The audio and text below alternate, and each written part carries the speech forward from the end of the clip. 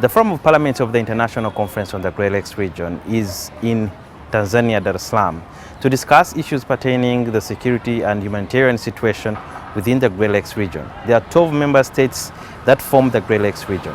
Today on the agenda was the issue of the protracted conflict within the Central African Republic, and some of the legislators tagged the conflict on the change of the constitution, where it was amended in order to extend the power of the president from 5 years to a 7-year term.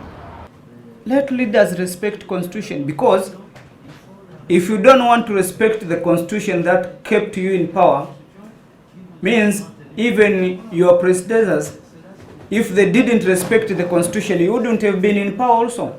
But as you know, this is a sovereign country, and whatever decision they take with the voice of the people, well, so long as the referendum is done in a proper way, the most important thing is to make sure that the right procedures are followed. Avoid negative attitudes and mindsetting which is given to us to separate us.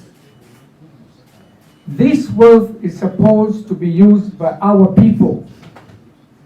Unfortunately, it's been depleted and shipped abroad because of our own doing.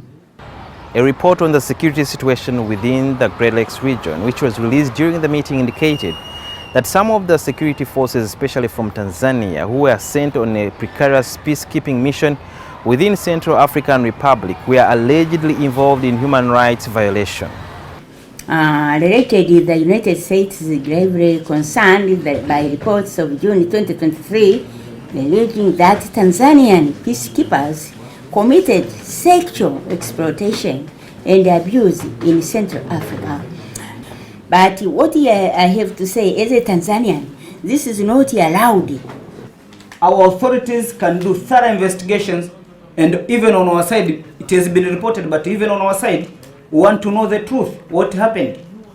If our soldiers and our people did this, they'll be punished accordingly.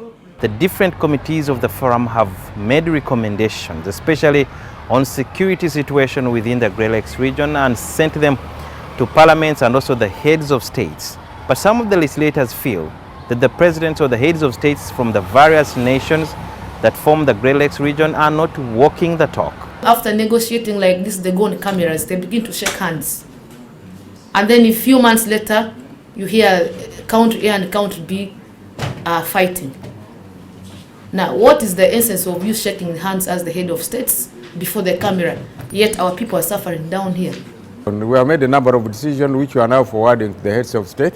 We believe the mechanism which we are using will help us in addressing those. Once we forward those decisions and they are implemented, then that will be walking the talk. I think that's what needs to be done, and we have initiated that, the meeting between the sitting president of the forum and the chairperson of the FPICGLR, who is one of the heads of states in the region. Some of the legislators are suggesting that there is a need for intelligence gathering and sharing, especially within the Great Lakes region, in order to avert some of the eventualities in future. And also, they're calling upon the member states to ensure that much as there are many priorities that have already been set, peace is the only way out. Sudhir Yarhanga, NTV, Tanzania.